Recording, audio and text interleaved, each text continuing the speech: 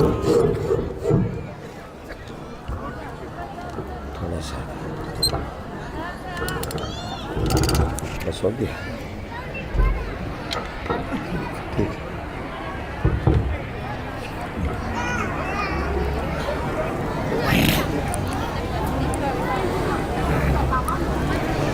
اعوذ باللہ السمیع العلیم من الشیطان اللعین الرجیم بسم اللہ الرحمن الرحیم الحمد لأہلہ والصلاة علی اہلہا لا سیما علی سیدنا و مولانا ابی القاسم محمد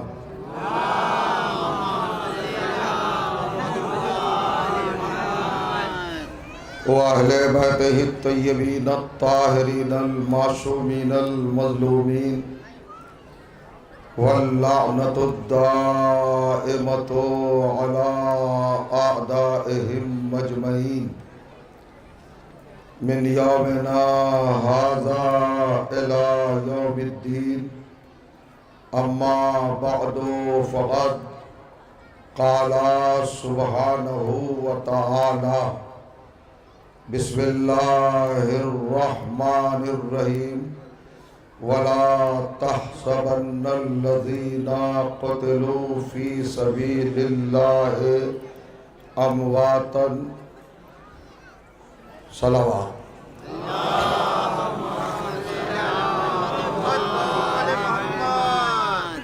بزرگان عزیز اور برادران ایمان، عزاداران و ماتمداران سرکار سلطان کربلا سید الشہداء علیہ السلام،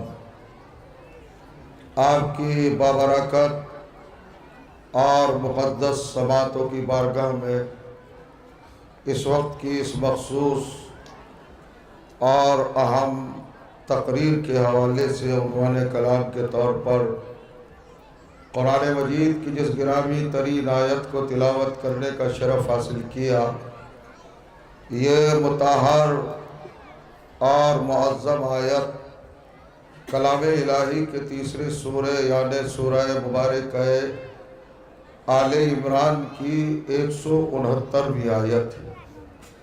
اس آیت میں کائنات کے پروردگار نے عظمت شہادت پر گفتگو فرمائی، حقیقت شہادت، صداقت شہادت، رفعت شہادت اور شان شہادت کا تذکرہ فرمایا۔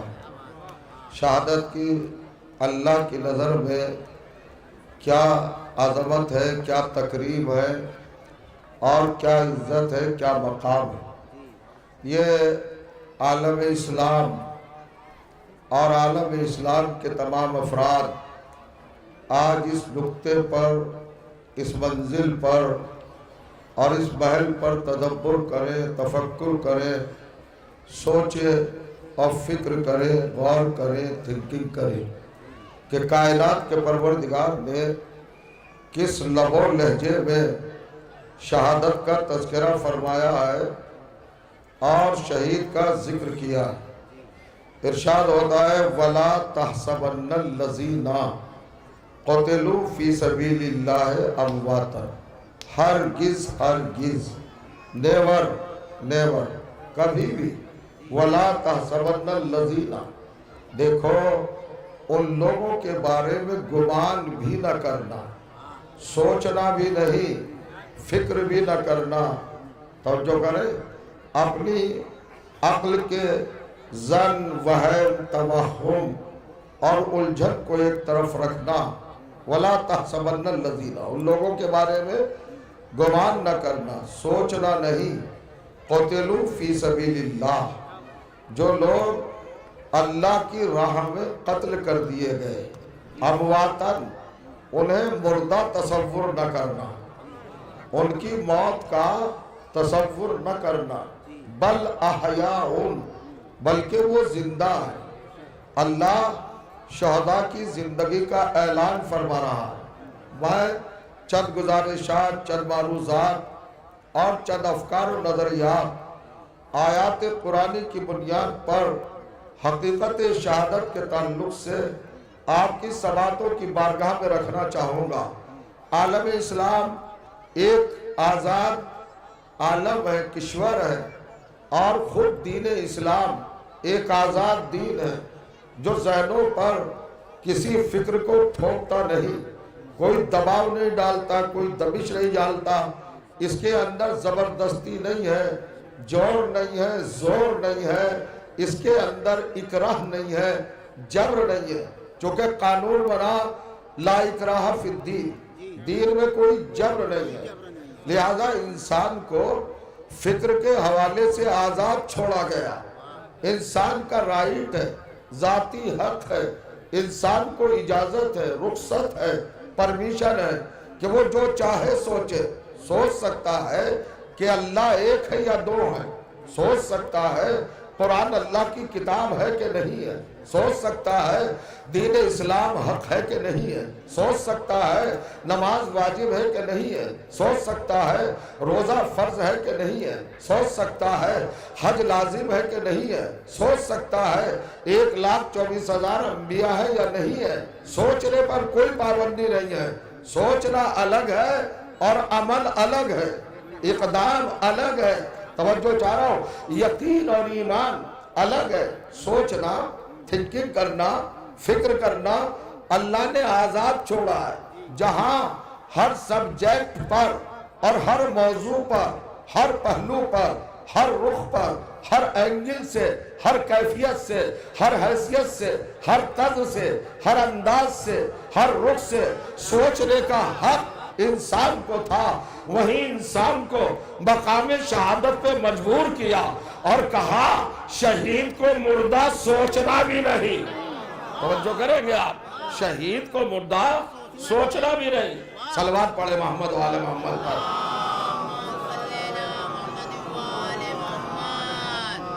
آپ آمادہ ہیں نا تقریر کے لیے؟ کچھ میں وہ باتیں کہنا چاہتا ہوں جو اہم اور ضروری ہے۔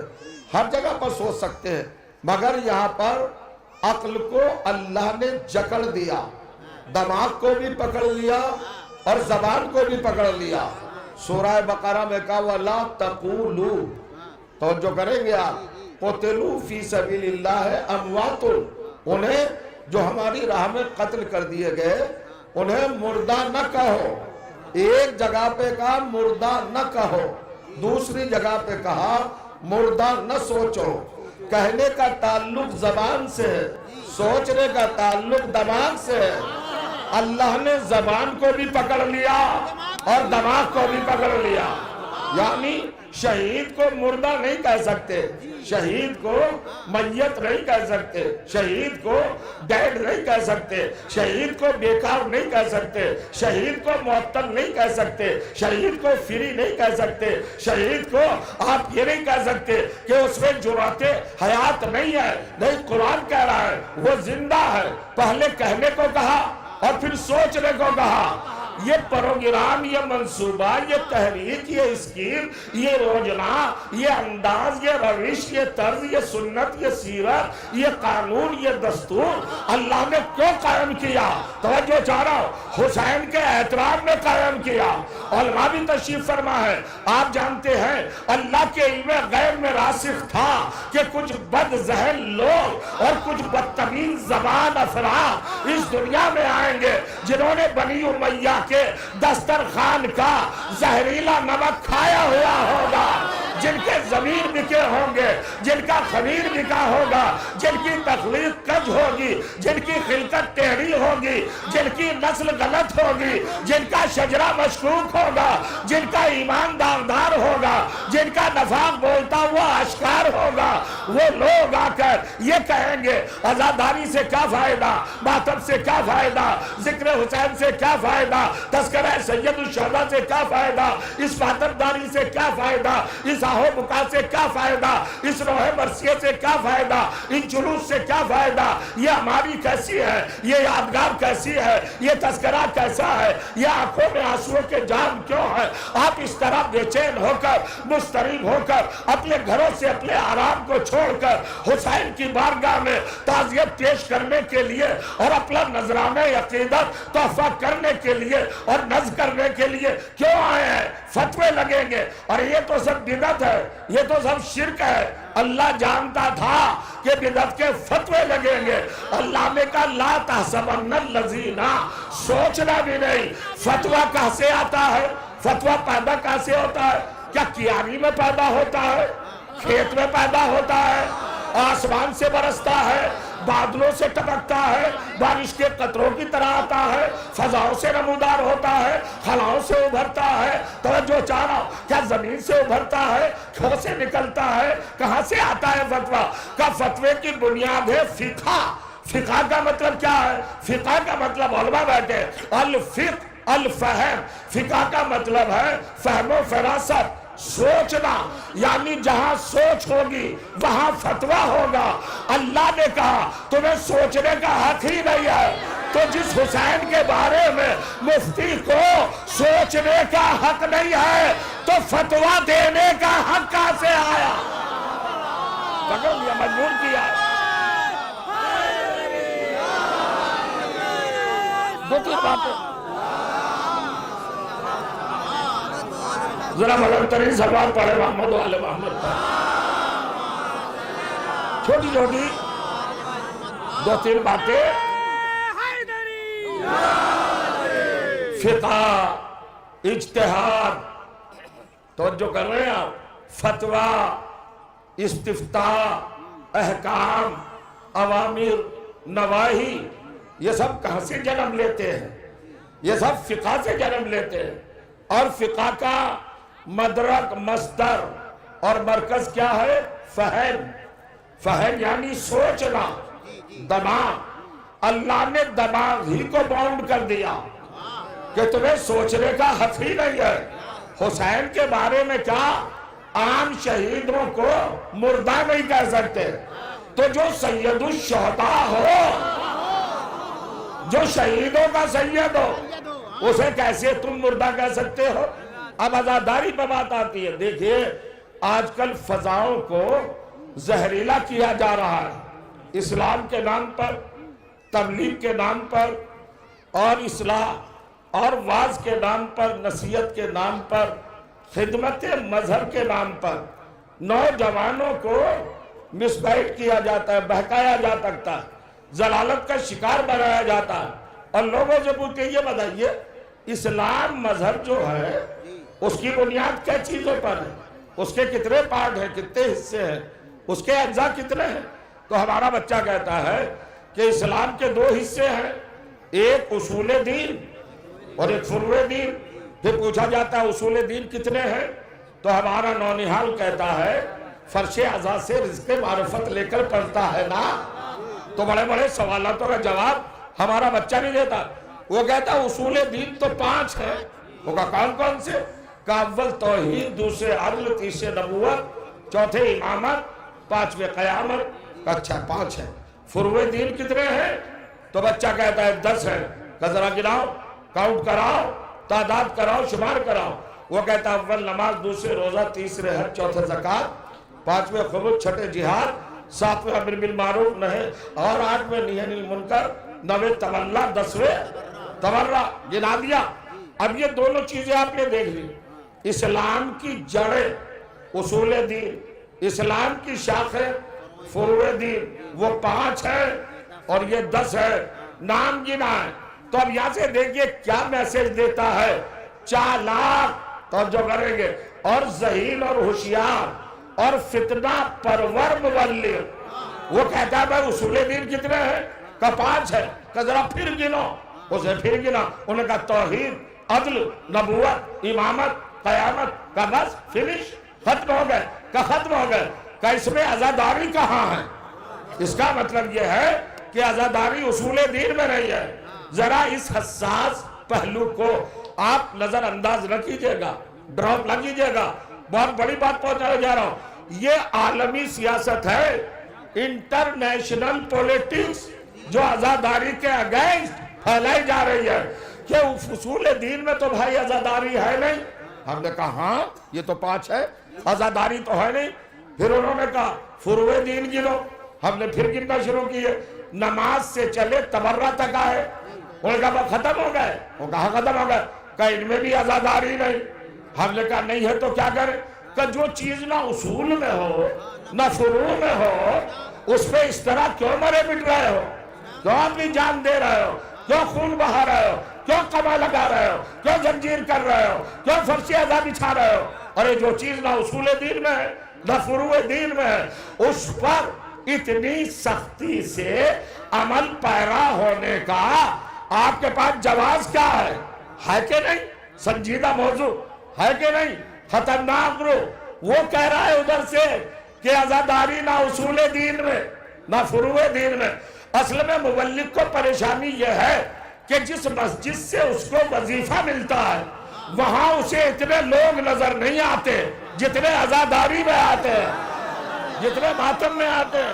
اب وہ پریشان ہوتا ہے، کہتا ہے عزاداری ماتم داری یہ نہ اصول دین میں ہے نہ فروع دین میں ہے۔ تو اب بچہ تھوڑا سا پریشان ہوتا ہے کہ بھئی ہاں جو نہ اصول دین میں ہے نہ فروع دین میں ہے، اس کا مطلب ہے کہ اسلام میں نہیں ہے۔ اسلام کے تو 2 ہی پارٹ ہے نا، یا اصول دین یا فروع دین۔ مگر وہ نہیں جانتے کہ اہل بیت کے دیوانے بھی اسی دنیا میں رہتے ہیں۔ غور کریے گا، جو عقل ٹھکانے لگا دیتے ہیں۔ ہم نے کہا بھئی چلو اصول دین میں عزاداری نہیں ہے، فروع دین میں عزاداری نہیں ہے، تم یہ بتاؤ قرآن اصول دین میں ہے یا فروع دین میں؟ توجہ کی جگہ، اللہ جانے آپ جاگ رہے کہ نہیں جاگ رہے، کاؤنٹ کر کے بتاؤ، شمار کر کے بتاؤ، پھر میں گنتا ہوں اصول دین ہیں۔ توحید، عدل، نبوت، امامت، قیامت، قرآن بتا کہاں ہے؟ میں کہنا چاہ رہا ہوں 10 فروع دین، نماز، روزہ، حج، زکوٰۃ، خلوص، جہاد، امر بالمعروف، نہی عن المنکر، تولّی، تبرع، بتا قرآن کہاں ہے؟ کہا بھئی قرآن اگر نہ ہوتا تو نہ اصول دین آتے نہ فروع دین آتے۔ تو ہم بھی تو یہی کہتے ہیں کہ اگر قرآن نہ ہوتا تو نہ اصول دین آتے نہ فروع دین آتے۔ تو اگر عزاداری نہ ہوتی تو نہ اصول دین بچتے نہ فروع دین بچتے۔ تو جو چاہے یہ ہے عزاداری۔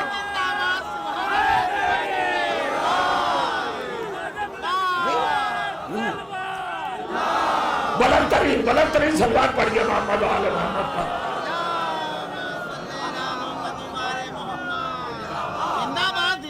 سنیے گا،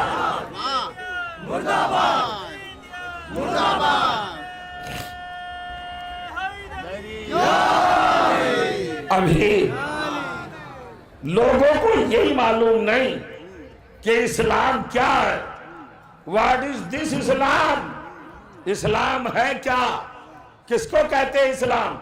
اسلام کسی مولوی صاحب کا نام نہیں ہے، اسلام کسی حافظ جی کا نام نہیں ہے، اسلام کسی قاری کا نام نہیں ہے، کسی مفتی کا نام نہیں ہے، کسی مجتہد کا نام نہیں ہے، کسی فقیہ کا نام نہیں ہے۔ بادشاہ، شہنشاہ، سلطان، زماندار، زمیندار، تعلق دار، رئیس، نواب، کسی کا نام اسلام نہیں ہے۔ اسلام کسی شخصیت یا ذات یا ہستی یا پرسنالٹی یا وجود کوئی ایسی چیز نہیں ہے۔ اسلام کے نہ ہاتھ ہے نہ پیر ہے، نہ آنکھیں ہیں نہ زبان ہے، نہ آنکھ ہے نہ دل ہے، نہ گردے ہیں نہ پھیپھڑے ہیں، نہ زانو ہے نہ پہلو ہے، نہ کلائیاں ہیں نہ گٹے ہیں نہ قدم ہے۔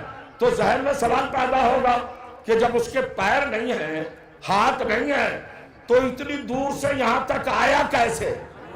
کچھ سوال اٹھیں گے۔ اسلام کے پیر نہیں ہے، توجہ ہے نا، اور آیا کہاں سے ہے؟ اللہ کی بارگاہ سے۔ کہاں تک آیا ہے؟ ہم تک، زمین پر، اس دھرتی کے سینے پر اسلام آیا نا۔ تو ڈسٹینس تو کوئی بتا نہیں سکتا کتنی دور سے آیا۔ بارگاہ الہی سے آیا، ہم تک آیا۔ آنے کے لیے چلنا ضروری، چلنے کے لیے پیر ضروری۔ تو جو چاہ رہا ہوں، جب پیر نہیں تھے تو آیا کیسے؟ تو عقل حکم لگاتی ہے کہ خود نہیں آیا، کسی نے بھیجا ہے، اور جب کسی نے بھیجا ہے تو کوئی لایا ہے، اور جب خود آیا نہیں کسی نے بھیجا ہے تو جو چاہ رہا ہوں، اور کوئی لایا ہے تو خود پھیلا بھی نہیں، کسی نے پھیلایا ہے۔ جو لوگ سو رہے ذرا جاگ جائے، کیا ہے اسلام کا معاملہ؟ 4 سوال، 4 کوشچن، 4 چیزیں، 4 فکریں اور 4 تشویشیں ہیں اسلام کے چاروں طرف۔ اسلام خود آیا نہیں، کسی نے بھیجا ہے، اور جب خود آیا نہیں کسی نے بھیجا ہے تو کوئی لایا ہے، جب خود آیا نہیں کوئی لایا ہے تو خود پھیلا بھی نہیں، کسی نے پھیلایا ہے، اور جب کسی نے پھیلایا ہے تو مصیبت کے وقت خود بچا بھی نہیں، کسی نے بچایا ہے۔ اب اسلام کے ارد گرد 4 ذاتوں کی ضرورت ہے، ایک بھیجنے والا، ایک لانے والا، ایک پھیلانے والا، ایک مصیبت کے وقت بچانے والا۔ یہی تو اسلام ہے، بھیجنے والا لا الہ الا اللہ، لانے والا محمد الرسول اللہ، پھیلانے والا علی ولی اللہ، مصیبت کے وقت بچانے والا حسین بن علی لا الہ الا اللہ، بقائے محمد الرسول اللہ۔ عزیزوں، گفتگو اردو ہی میں ہو رہی ہے، آپ ہی کی زبان میں ہو رہی ہے، آپ لائق تشکر ہیں، دن بھر ہو گیا ہے آپ کو مشغول ازاں ہوئے ہیں، آپ مسلسل عزاداری کر رہے ہیں، تو اسلام لانے بھیجنے والا لا الہ الا اللہ، لانے والے محمد الرسول اللہ، اور پھیلانے والے علی ولی اللہ، بچانے والے حسین بقائے لا الہ الا اللہ کے ضامن، اور جو چاہ رہا ہوں، اور وجود محمد الرسول اللہ کے محافظ۔ اگر حسین نہ ہوتے تو نہ توحید ہوتی، نہ رسالت ہوتی، نہ ولایت کا تصور ہوتا۔ کس نے بچایا؟ حسین نے بچایا۔ یہ چھوٹا سا طالب علم، ادنا سا خطیب اور معمولی سا ذاکر آپ کو زحمت دینے کا ارادہ نہیں رکھتا ہے، یہ نہیں کہہ رہا ہے کہ حسین نے دین بچایا۔ دنیا کا سروے کرو، 73 فرقے کہہ رہے ہیں حسین نے دین بچایا، حسین نے دین بچایا۔ ہم نے دیوبندیوں سے سنا حسین نے دین بچایا، بریلیوں نے کہا حسین نے دین بچایا، حنفی کہہ رہے ہیں حسین نے دین بچایا، شافعی کہہ رہے ہیں حسین نے دین بچایا، مالکی کہہ رہے ہیں حسین نے دین بچایا، حنبلی کہہ رہے ہیں حسین نے دین بچایا، داؤدی کہہ رہے ہیں حسین نے دین بچایا، سنی کہہ رہے ہیں حسین نے دین بچایا، اہل کتاب کہہ رہے ہیں حسین نے دین بچایا، اہل قرآن کہہ رہے ہیں حسین نے دین بچایا، اہل حدیث کہہ رہے ہیں حسین نے دین بچایا، صحابی کہہ رہے ہیں حسین نے دین بچایا، وہابی کہہ رہے ہیں حسین نے دین بچایا، ہر ایک تقلیدی کہہ رہا ہے حسین نے دین بچایا، اصولی کہہ رہا ہے حسین نے دین بچایا۔ تو یہ بہت اچھا ایک پیغام ہے کہ ساری دنیا مل کر متحد ہو کر اپنے اختلاف کو مٹا کر ایک ہی جملہ کہہ رہی ہے، ایک ہی سلوگن ہے، ایک ہی نعرہ ہے کہ دین حسین نے بچایا، حسین نے بچایا۔ مسلمانوں تمہارا شکریہ، تم نے حق بات کہی مگر آدھی کہی۔ یہ تو بتایا کہ دین کس نے بچایا، یہ بھی تو بتاؤ کس سے بچایا۔ یہ ہے پائن۔ آدھا جملہ کہہ کر اپنے آپ کو سیف نہ کرو، محفوظ نہ کرو، اپنے آپ کو سیکیور نہ کرو۔ صحیح بتاؤ، حقیقت بتاؤ، سچائی بتاؤ، ظلم کی لیپا پوتی نہ کرو۔ توجہ چاہ رہا ہوں، اسلام کے غداروں کی نقاب پوشی نہ کرو، نقاب کشائی کرو۔ بتاؤ کس سے بچایا؟ اسلام کو حسین نے کس سے بچایا؟ معاذ اللہ، کیا ہندوستان کے ہندو اسلام مٹانے گئے تھے کربلا میں؟ کیا امریکہ سے یہودی آئے تھے یا رشیا سے اللہ کو نہ ماننے والے لوگ گئے تھے؟ کون مٹا رہا تھا اسلام کو؟ اوکا صاحب یزید مٹا رہا تھا۔ اچھا، یزید مٹا رہا تھا تو یزید کی پوزیشن مسلمانوں میں کیا ہے؟ چھوڑوں گا نہیں، یہ کہہ کے نہیں جانے دوں گا کہ یزید مٹا رہا تھا۔ یہ بتاؤ یہ یزید تھا کون؟ اس کی پوسٹ کیا تھی؟ اس کا درجہ کیا تھا؟ اس کا منصب کیا تھا؟ آواز آئی یہ تو خلیفۃ المسلمین تھا۔ تو کس کا خلیفہ تھا؟ وہ کہا مسلمانوں کا چھٹا خلیفہ۔ توجہ چاہ رہا ہوں، شاید اپنی جگہ پہ نہ بیٹھے رہ جائیں۔ کہا مسلمانوں کا چھٹا خلیفہ۔ اور ایک کمال ہو گیا، اسلام کو اور خلافت مٹا رہی تھی۔ کون مٹا رہا تھا؟ چھٹا خلیفہ اسلام مٹا رہا تھا۔ تو تم بتاؤ کس نے بچایا؟ کہ حسین نے بچایا۔ آج کے بعد لفظ بدل دو، لفظ بدل کے کہو کہ بکے ہوئے مسلمانوں کی چھٹی خلافت اسلام کو مٹا رہی تھی، شیعوں کی تیسری امامت اسلام کو بچا رہی تھی۔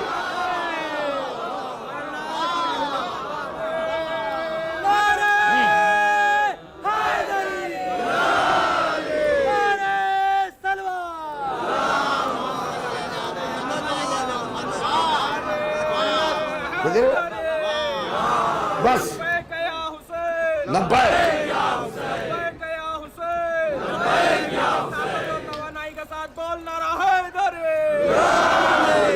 اب دو تین بہت مختصر سی باتیں ہیں، مگر پیغام بڑا دور رس ہے، بڑا اسٹرانگ ہے، بڑا سالڈ ہے، مضبوط ہے۔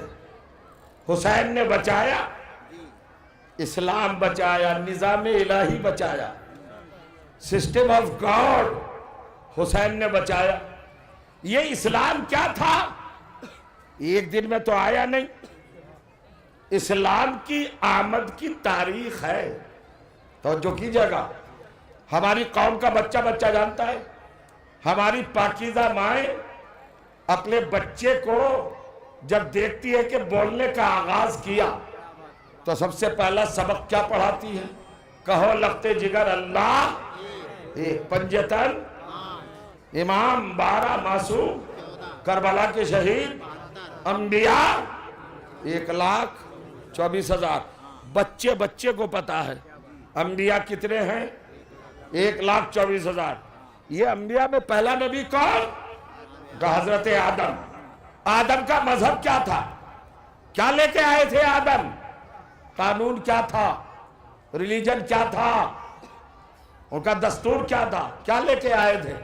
تو کہتے ہیں مسلمان اسلام لے کے آئے تھے۔ تو جو چاہ رہا ہوں، حضرت نوح کا مذہب کیا تھا؟ کہ اسلام۔ حضرت ابراہیم کا مذہب اسلام۔ حضرت موسیٰ کا مذہب اسلام۔ اب میں 1,24,000 نام تو لوں گا نہیں، 1,24,000 انبیاء نے 18,000 برس میں جو دین پہنچایا وہ اسلام ہے۔ کتنے دن میں پہنچایا؟ نوجوانوں، آپ لوگوں کی ذمہ داری زیادہ ہے، آپ فرش عزا پر بیٹھے ہیں، لہذا زندگی کا ثبوت دینا۔ 18,000 سال میں 1,24,000 انبیاء نے اسلام ہی پہنچایا نا؟ پہنچایا اسلام۔ 2500 برس نوح نے پہنچایا، 2300 برس آدم نے پہنچایا، توجہ چاہ رہا ہوں، 150 برس سے زیادہ ابراہیم نے پہنچایا، 135 برس موسیٰ نے پہنچایا، غور کریے، 38 برس عیسیٰ نے پہنچایا۔ اور دوسروں کا بایو ڈاٹا الگ ہے، میں فیگر بتا رہا ہوں۔ 18,000 سال میں 24,000 معصوموں نے، نبیوں نے، پیغمبروں نے، رسولوں نے، مرسلین نے، رہبروں نے، ہادیوں نے، رہنماؤں نے، پیشواؤں نے، اللہ کے نمائندوں نے، اللہ کے منتخب کرداروں نے، اتنے بڑے بڑے مطہر لوگوں نے، اولو العزموں نے، صاحبان شریعت نے، صاحبان امت نے، صاحبان کلمہ نے، بڑی بڑی ذوات گرامی نے، جو اسلام 18,000 برس میں پہنچایا، وہ حسین نے ایک دوپہر میں بچایا۔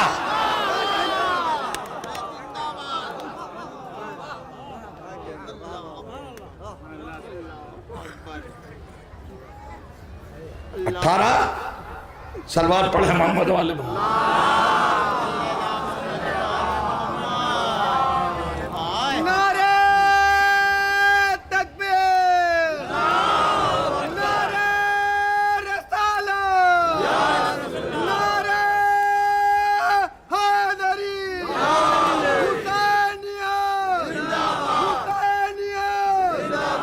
جزاک اللہ جزاک اللہ.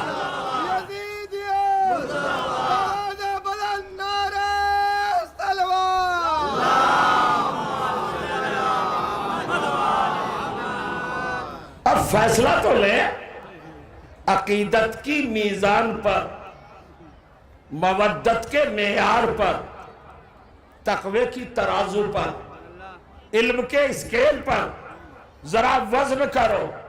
ایک طرف 1,24,000 معصوم شخصیتوں کا مسلسل 18,000 سال کا سفر کہ دین پہنچایا، اور حسین نے کتنی دیر میں بچایا؟ ایک دوپہر میں بچایا. تو کھل کے کیوں نہیں بولتے کہ حسین کی ایک دوپہر 1,24,000 انبیاء کے 18,000 سال پر بھاری ہے؟ نہیں سمجھ رہے آپ؟ تو یہ بتاؤ حسین بیٹا کس کا ہے؟ علی کا بیٹا ہے. تو جب ایک بیٹے کی دوپہر نبوتوں کے 18 سال پہ بھاری ہو سکتی ہے تو علی کی ایک ضربہ، ایک ضربہ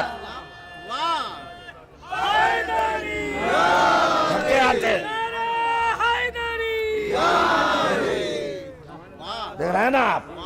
عجیب منزل ہے. حسین کیا ہے، حسین کی عظمت کیا ہے، حسین کا مقام کیا ہے. بس ان نوجوانوں کے لیے، نونہالوں کے لیے، بزرگ تو مجھ سے بہتر جانتے ہیں، وہ تو دعا دے سکتے ہیں، انہیں میں آئینہ نہیں دکھا سکتا، نہ ان کے علم میں اضافہ کر سکتا ہوں. کنسپٹ توجہ کر رہے ہیں آپ؟ اللہ نے کہا کہ جو ہماری راہ میں، ہماری سبیل میں قتل کر دیا جائے اسے مردہ نہ سمجھنا. ایک حل پیش کرتا ہوں بس، چونکہ قرآن کی یہ عظیم کیفیت ہے جو آپ سماعت فرمانے جا رہے ہیں. سب سے پہلا شہید کون ہے اس دنیا میں؟ سب سے پہلا مقتول کون ہے؟ جناب حابیل علیہ السلام. کس نے قتل کیا؟ قابیل نے. یہ قابیل کون تھا؟ وہ کہا جناب آدم کا بیٹا تھا. آدم نے کیا کام کیا؟ اسے گلے لگایا، پیار کیا، شاباشی دی. کہا نہیں، جب وطن میں آئے اور کہا کہ میرا حابیل کہاں ہے تو بتایا گیا وہ تو قتل کر دیا گیا. کہا کس نے قتل کیا؟ کہا قابیل نے قتل کیا. حضرت آدم نے اسی وقت کہی اللہم لن قابیل، پروردگار قابیل پر لعنت کر. لعنت کی ہے کہ نہیں کی؟ توجہ چاہ رہا ہوں. اور آئے حابیل کی قبر پر، روئے، آنسو بہائے. بھائی مجھے نہیں پتا مسلمان کون ہے، سنی کون ہے، شیعہ کون ہے، ہندو کون ہے، سکھ کون ہے، عیسائی کون ہے. مجھے تو یہ پتا ہے کہ ہر آدمی آدم کا بیٹا ہے، اور آدم کی پہلی وراثت ہے ظالم پر لعنت کرنا اور مظلوم پہ رونا. جو مظلوم پہ رو نہ سکتا ہو اور ظالم پہ لعنت نہ کر سکتا ہو اسے آدمی ہونے کا حق نہیں ہے. آدمی ہونے کے لیے ضروری ہے، سمجھ رہے ہیں آپ؟ آدمی کی آئیڈینٹی کیا ہے؟ ظالم سے نفرت، مظلوم سے ہمدردی، طرفداری، رونا. غور کرے، یہی بات آتی ہے. ہمیں بڑے بڑے لوگ کہتے ہیں اللہ نے کہا ظالم پہ لعنت کرو، لعنت اللہ علی الظالمین. ہاں قابیل ہے ظالم تو لعنت کی. کسی مسلمان کے پیٹ میں درد نہیں ہوا. اور قابیل تو نبی زادہ ہے، نبی زادہ ہے، نبی کا بیٹا ہے. اسے برا نہ کہو، اسے برا نہ کہو. قرآن نے مہر لگا دی کہ اگر معصوم کا قاتل نبی زادہ بھی ہوگا تو چھوڑا نہیں جائے گا. تو پھر صحابہ زادوں کی حیثیت کیا ہے؟ عزیزو تھکے تھکے چل رہے ہو، ڈھیلے ڈھیلے چل رہے آپ. یہ چیزیں ایسے نہیں سنی جاتی. آپ یقیناً تھکے ہوئے ہوں گے، مگر میں بتا دوں حسینی اور عزادار کبھی تھکتا نہیں ہے.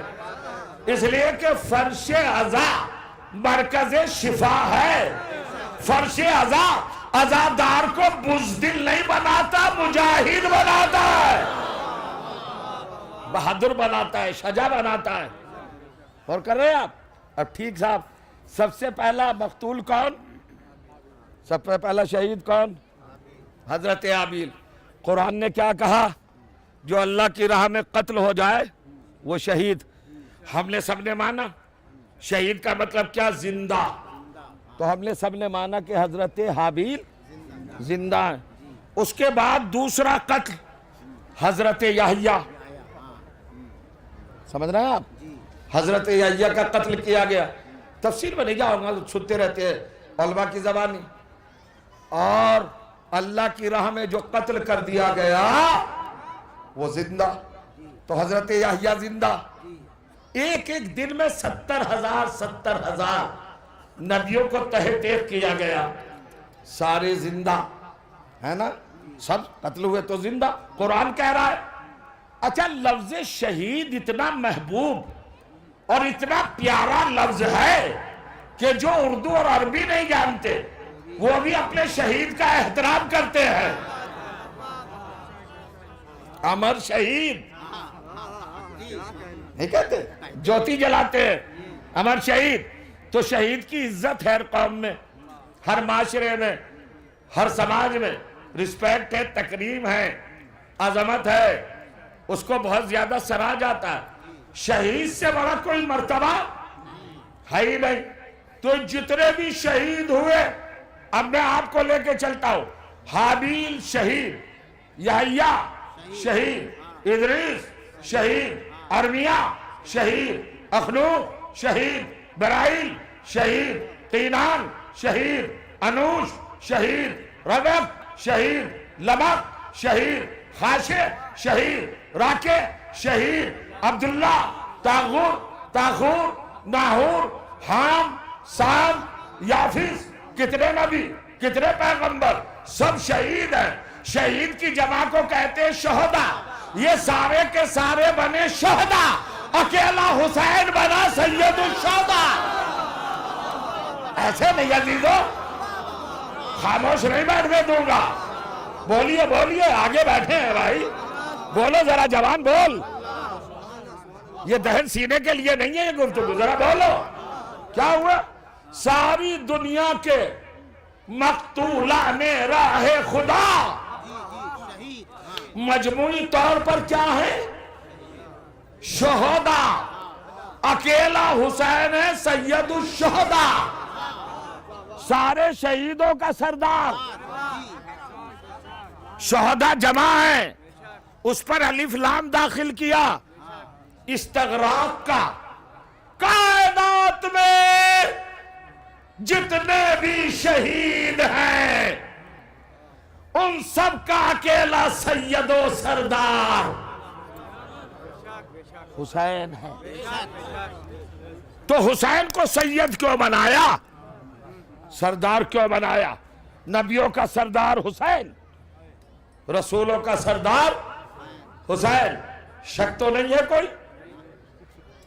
تشویش، الجھن، اضطراب،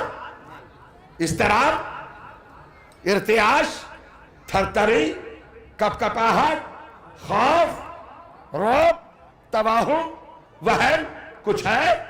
سارے شہیدوں کا اکیلا سید و سردار حسین. قرآن سے تحفہ لے جائیے. آخری بات ہے اور بڑی بات ہے.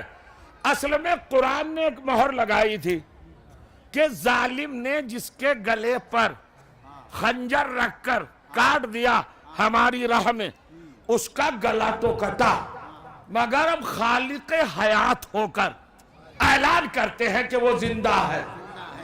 یہ بنا ہمارا عقیدہ.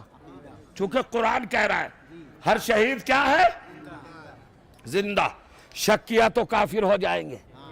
تو یقین اور عقیدہ تو ہر مسلمان کا ہے کہ ہر شہید زندہ، مگر زندگی کی دلیل کسی کے پاس نہیں.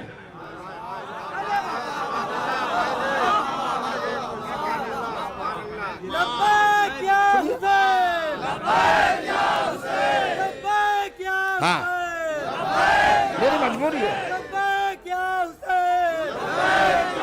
بس ایک بات ہے آدھے منٹ کی. مولا آپ کو سلامت رکھے. آدھے منٹ کی بات ہے. عقیدہ ہونا اور ہے. میں ساری قوموں کو چیلنج کرتا ہوں.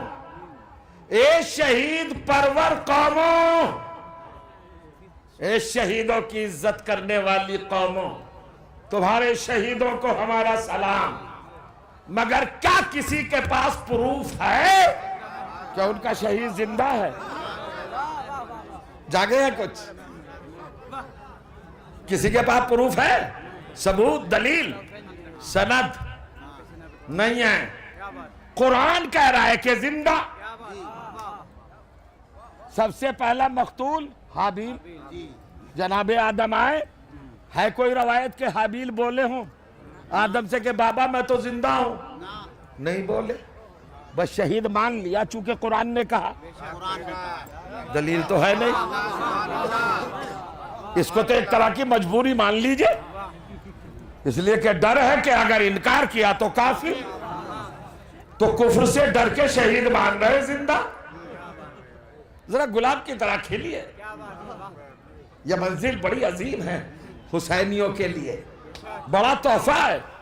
حضرت یحییٰ گلے سے خون بہتا رہا مگر دلیل زندگی انہوں نے بھی نہیں دی. کسی سے بولے؟ نہیں بولے. کوئی اور پیغمبر بولا تو پھر زندہ کیوں کہہ رہے ہو؟ کبھی قرآن کہہ رہا ہے. اچھا قرآن کہہ رہا ہے. اگر دشمن دلیل مانگنے لگا تو ہے کسی مذہب کے پاس؟ اب حسین ہی کو سید و سردار کیوں کہا؟ وہ میں بتانا چاہتا ہوں. ہر شہید قتل ہونے کے بعد زمین میں دفن ہو گیا خاموش ہو کر. کوئی نہیں بولا، کسی نے دلیل زندگی نہیں دی. اکیلا حسین ہے کہ جب گلا کٹا تو نوکے نیزہ پہ جا کر تلاوت قرآن کر کے بتایا کہ جو راہ خدا میں مر جائے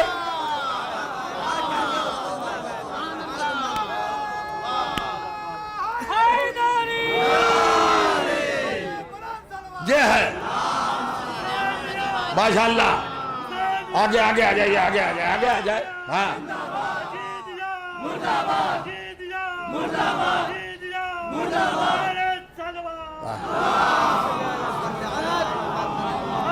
ہاں دیکھا ہم نے، جب گاڑی سست رفتار ہو جاتی تو پیچھے سے ڈھکیلا جاتا ہے.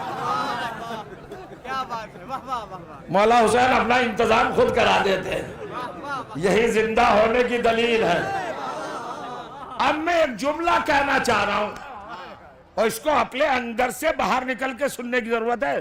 اطہر اعجاز صاحب سنیے جملہ، زندگی میں مجلس سنیے. اگر حسین نوکے نیزہ پر سر کٹانے کے بعد تلاوت نہ کرتے تو قرآن کا اعلان عقیدہ ہو کے رہ جاتا، دلیل نہ بن پاتا.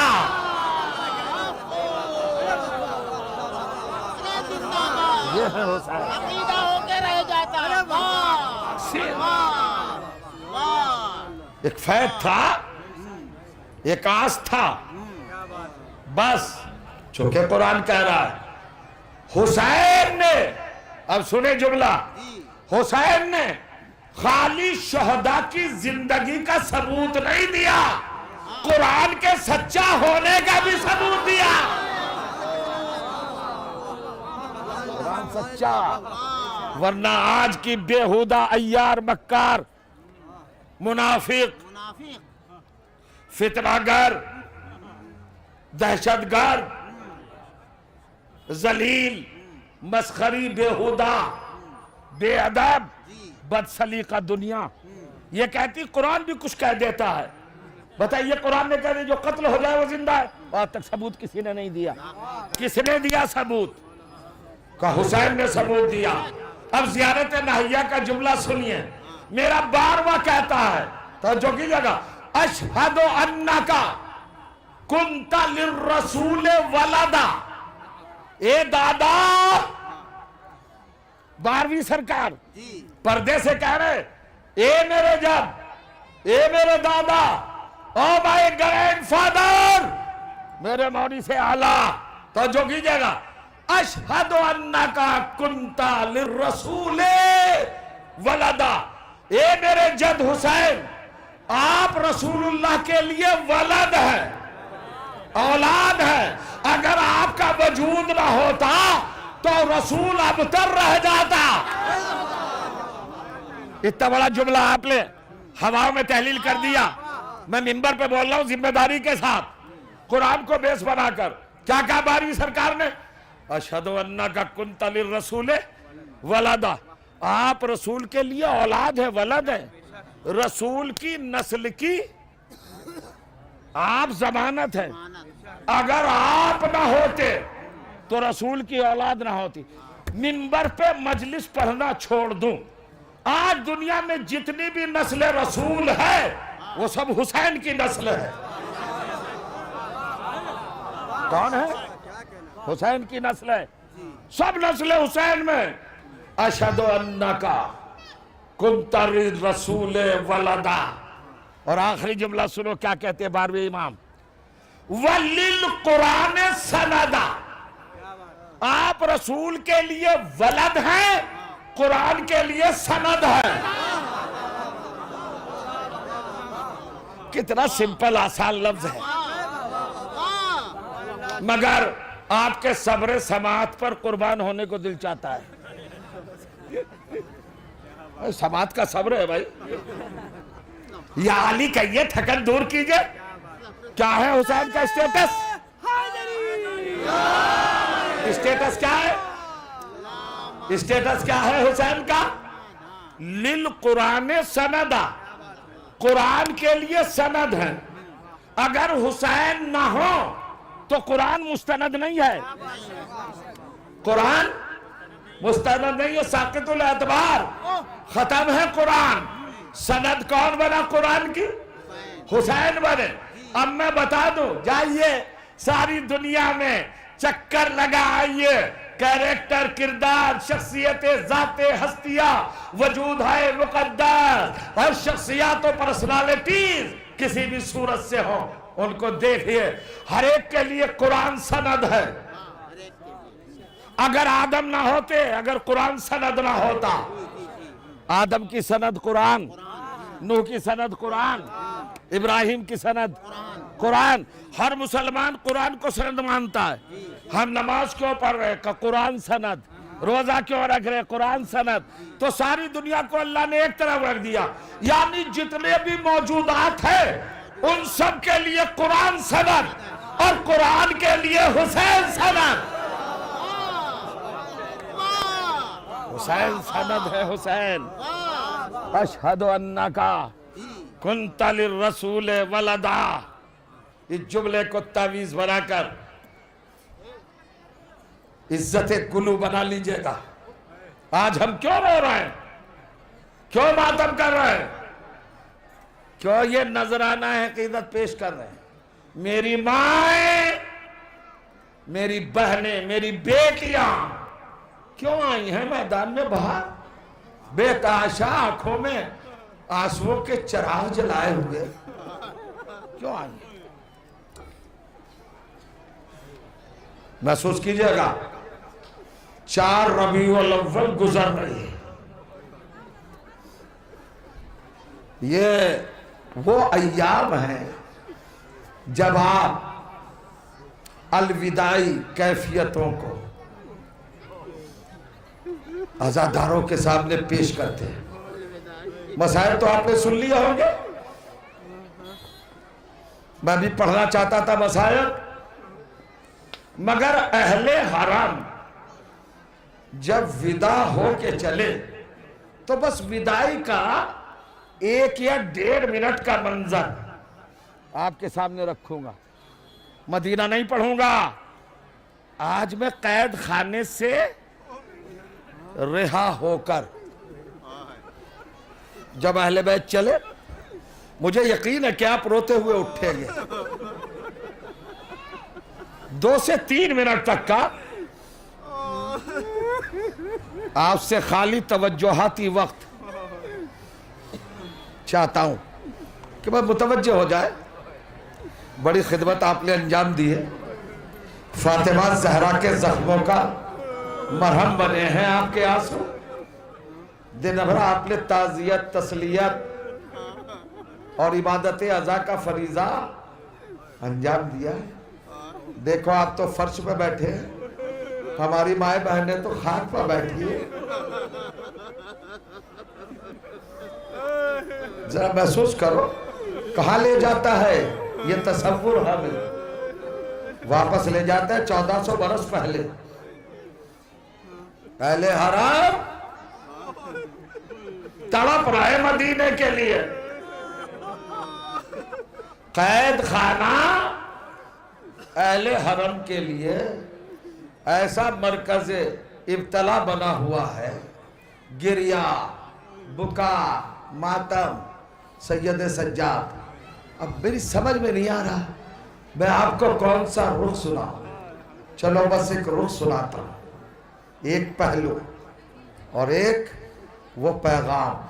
آپ جانتے ہیں کہ باپ اور بیٹی میں کتنا پیار ہوتا ہے، اور پھر وہ بیٹی جس کو حسین جیسے جوانان جنت کے سردار نے نماز تہجد پڑھ پڑھ کے مانگا،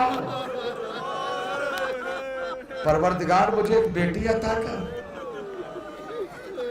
راوی نے پوچھا سرکار آپ کے تو 3 بیٹیاں ہیں، فاطمہ کبریٰ، فاطمہ وسطیٰ، فاطمہ صغیرہ، پھر یہ 4تھی بیٹی کیوں مانگ رہے ہیں؟ تو حسین نے کہا میرے چاہنے والے، باپ کے جنازے کی زینت ہوتی ہے بیٹے. دیکھیے فضائل تو چاہے سامعین جس انداز سے سن لے، ذاکر کو شکایت کا حق نہیں ہے، لیکن مصائب تو ایک ایسی چیز ہے کہ ان کا تعلق تو تصورات سے ہے، جذبات دلی سے ہے، وجدان سے. اس میں رونے کے لیے توجہ طلب نہیں کی جاتی. غور کریے گا. حسین کہتے ہیں کہ بیٹی باپ کے جنازے کی زینت ہوتی ہے. راوی نے پلٹ کے کہا مولا تو 3 بیٹیاں تو ہیں. حسین رونے لگے. کہا راوی میری بڑی بیٹی میری نانی خدیجۃ الکبریٰ کی شبیہ ہے، میری بیچ والی بیٹی میری ماں فاطمہ زہرا کی شبیہ ہے. کربلا لے جانے کا سوال ہی پیدا نہیں ہوتا. اور میری صغیرہ بیٹی میری دادی فاطمہ بنت اسد کی شبیہ ہے. میں نے 4تھی بیٹی اس لیے مانگی ہے تاکہ میرے لاشے کی زینت بنے، میرے جنازے کی زینت بنے. کیا یہ ماتم کا مقام نہیں ہے جو حسرت لے کر حسین گئے تھے؟ کیا سکینہ کو یہ موقع میسر آیا کہ باپ کے جنازے کی زینت بن سکی؟ نہیں بن سکی. شب عاشور تک تو سینہ نصیب ہوا،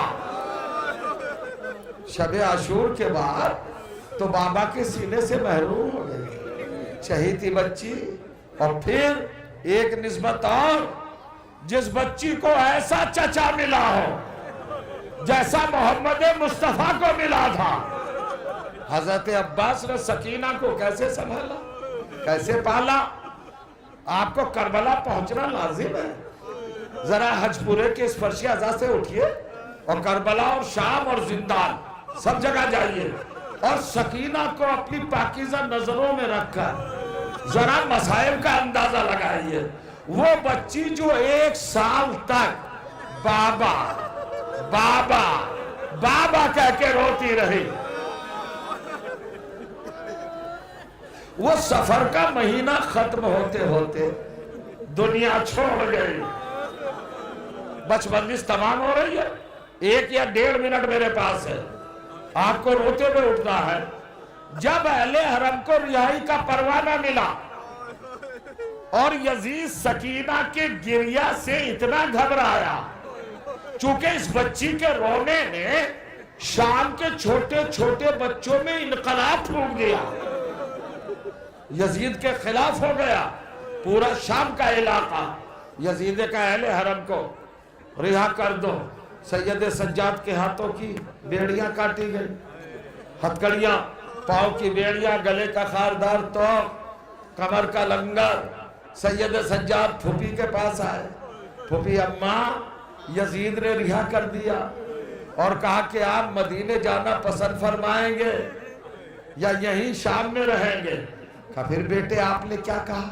کہا پھوپھی اماں, ہم نے یزید سے کہا کہ اپنی پھوپھی سے مشورہ کر لے. تو بیٹے مشورے کے لیے آئے ہو لخت جگر؟ کہا جی ہاں پھوپھی اماں. کہا تو بیٹے یزید کو حکم دو کہ ایک مکان خالی کرے, سامان عزا فراہم کرے, ہمارے لٹے ہوئے تبرکات واپس آئے. تبرکات واپس آئے, چادریں, چھری ہوئی ردائیں, جلا ہوا گہوارہ. توجہ کر رہے, آتش زدہ مسند رسول, علی اصغر کا خوبہا پیراہن, ننھا سا کرتا جس پر خون کی الٹیوں کے نشان, گلے سے نکلے ہوئے خون کو جو لیے ہوئے اپنی آغوش میں وہ پیراہن آ گیا. ارے 1400 برس کے بعد خالی تم گناہگار کی زبان سے سن رہے ہو, خالی اماریہ دیکھتے ہو تو اپنے قابو میں نہیں رہ پاتے. سوچو جب زینب نے علی اصغر کا کرتا دیکھا ہوگا, جب رباب کے سامنے جلا ہوا گہوارہ آیا ہوگا, اور سیدانیوں کے تبرکات اور لٹی ہوئی چادریں جب آئی ہوں گی تو کیا عالم ہوا ہوگا. اب میں گزارش کر رہا ہوں تھوڑی دیر کے لیے جاگ جائے, مصائب میں سونا روا نہیں ہے. اور کہیے گا ذرا جاگے, آنکھیں کھولے, چونکہ آنسوؤں کا نذرانہ پیش کرنا ہے. سارے تبرکات آ گئے. تھوڑی دیر میں شور ہوا کہ خزانہ زندان کا داروغہ کچھ تبرکات لے کے آ رہا ہے. صندوقوں کے اندر تبرکات. پتہ چلا کہ شہیدوں کے سر آ رہے ہیں. مدینے واپسی کے سب مسائب آپ سن چکے, مجھے وہ پڑھنا ہے جو آپ نہ سن چکے ہو, تاکہ گریہ خیزی میں یہ روایت مددگار ثابت ہو اور آپ حق گریہ ادا کر سکیں, عزاداری کا فریضہ نبھا سکیں. سر آئے. اب سب سے پہلے کس کا سر؟ حضرت علی اکبر کا سر. صندوق سے جب نکالا, جناب زینب نے تڑپ کے کہا بھابی لیلا, آپ کے شہزادے کا سر.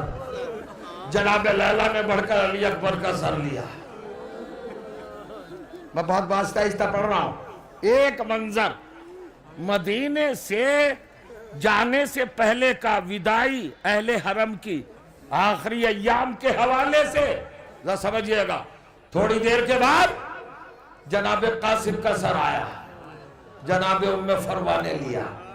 جناب قاسم کے سر کو ام فروہ لے کے بیٹھے. ننھا سا سر علی اصغر کا آیا, جناب رباب نے گود میں لیا. دو سر آئے. شام کی عورتیں چھتوں میں بیٹھی ہیں. انہوں نے دیکھا کہ ہر بی بی ایک نہ ایک سر کو اپنی گود میں لیے ہے, مگر دو سروں کو کوئی لینے والا نہیں ہے.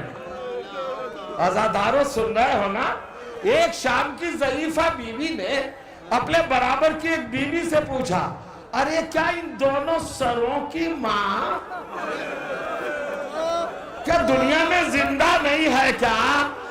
یہ صدا زینب کے کانوں میں آ گئی. جناب زینب تڑپ کے اٹھی اور کہا شام کی بیویوں ایسا نہ کہو, یہ میرے اون و محمد کے سر ہے, مگر میں علی کی غیرت دار بیٹی ہوں. ان دونوں کو اکبر و حسین پر صدقہ کر چکی ہوں. میں نے جب تک کربلا کی ذمہ داری نبھانا ان پر نہ رونے کا عہد کیا ہے. نہیں روؤں گی. زینب نہیں روئی. سب سر آ گئے. آخر میں ایک سر آیا، ماحول بدلا، رعب، سناٹا، سکوت، خاموشی، فضاؤں میں ایک کیف، سنسان ماحول۔ ادھر سے چلا زندان کا دروگا، صندوق کو ہاتھوں پہ لیے ہوئے، کہتا ہوا چلا خبردار، ہوشیار، اب اس کا سر آ رہا ہے کہ جب زمین پہ چلتا تھا تو زمین لرزتی تھی۔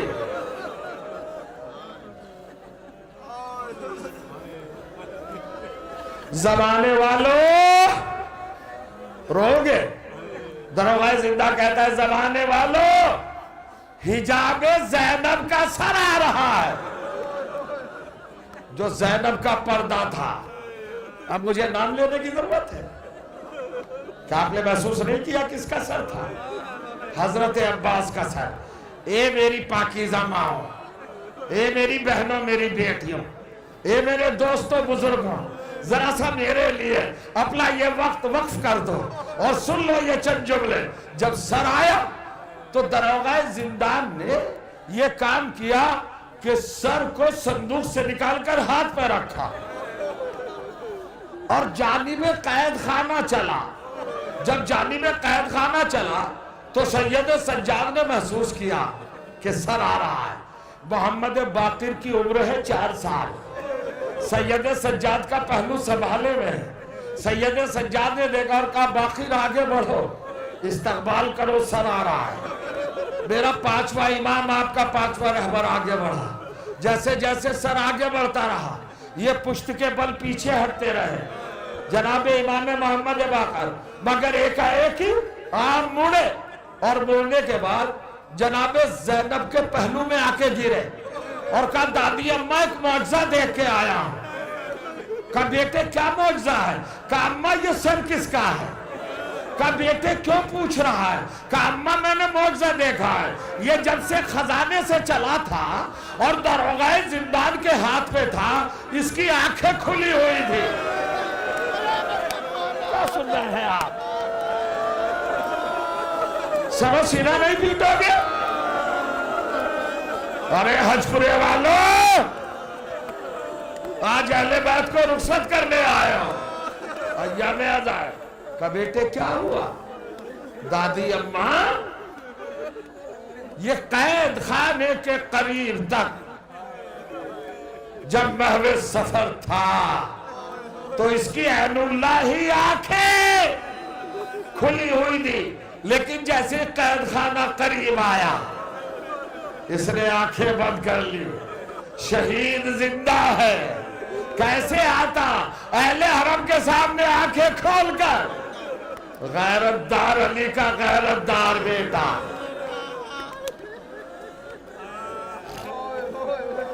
مولا ان آوازوں پر رحمت نازل کرے۔ اب وہ جملہ ہے جو قیامت برپا کرے گا۔ میں بہت آہستہ آہستہ پڑھ رہا ہوں۔ سر آ گیا قید خانے میں، جناب زینب نے آگے بڑھ کے لیا سر کو اپنے ہاتھوں میں۔ ایک ایک بی بی نے سر عباس کو ایک کے بعد لیتی رہی سب بیویاں۔ جتنے بھی سر آئے تھے ہر سر کو اس کی وارث بیوی نے لیا تھا، مگر حضرت عباس کے سر کو ہر ایک بیوی نے لیا۔ گردش کرتا رہا اور ہر بیوی کہتی تھی عباس آپ چلے گئے تو ہمارے بازوؤں میں رسد بندھی، عباس یہ نیلے نشان، عباس ہماری پشتیں زخمی ہیں۔ ہر بیوی حضرت عباس کو اپنا مرثیہ اور مصائب کا پوری تفصیل کا جائزہ اپنی زبان سے دے رہی تھی۔ جناب زینب نے اس منظر کو دیکھا اور احساس کیا کہ قیامت آنے والی، بیویاں کہیں مر نہ جائے۔ سر ٹکرانے لگی قید خانے کی دیوار سے۔ سید سجاد نے یہ منظر دیکھا، آگے بڑھے، آگے بڑھ کے کہا پھوپھی اماں چچا کا سر مجھے دے دو۔ چچا کا سر لیا سید سجاد نے، تیار ہو گئے رونے کے لیے، پوری طاقت لگا دینا ہے اس مرحلے پر۔ پورا حق گریہ ادا کرنا ہے، فاطمہ کی بارگاہ میں آپ کو نذرانہ عزاداری ادا کرنا ہے۔ سید سجاد نے سر لیا اور لینے کے بعد ایک اندھیرے حصے کی طرف گئے۔ اب مجھے نہیں پتا کیا ہوا، چند لمحات گزرے تھے کہ قید خانے میں زلزلہ آ گیا۔ برداشت کرو گے؟ ارے مر جائیں یہ مسائل سن کر۔ قید خانے میں زلزلہ آ گیا، ستون ٹکرانے لگے، دروازے ٹکرانے لگے، دیواریں ٹکرانے لگی۔ جناب زینب نے تڑپ کے کہا فضا، کہاں شہزادی ثانیہ زہرا کا زلزلہ آ گیا؟ کہاں بی بی مجھے بھی معلوم ہو رہا ہے۔ تو جناب زینب نے جملہ کہا فضا ذرا جا کے دیکھو میرے سید سجاد نے عباس کا سر سکینہ کی قبر پہ تو نہیں رکھ دیا؟ ارے چچا کا سر جب قبر پہ آیا ہوگا بھتیجی نے کروٹیں لی ہوں گی۔ اے چچا میری پسلیاں ٹوٹی ہیں، اے میرے چچا، اے میرے امو، بچی مر گئی روتی روتی۔ اہل حرم نے کہا سکینہ ہم کربلا جا رہے ہیں، کربلا سے مدینے جائیں گے، کچھ پیغام، کچھ پیسے۔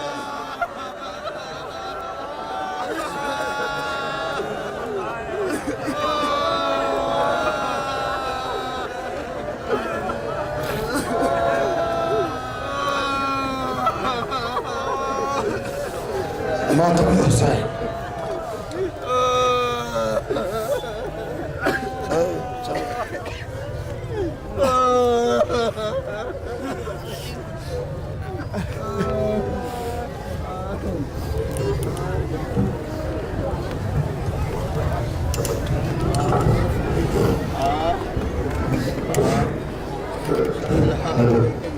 گزارش ہے انجمن عزادار حسینی سے کہ وہ صدا بولتے ہوئے جلوس کو اگلی منزل تک لے چلے۔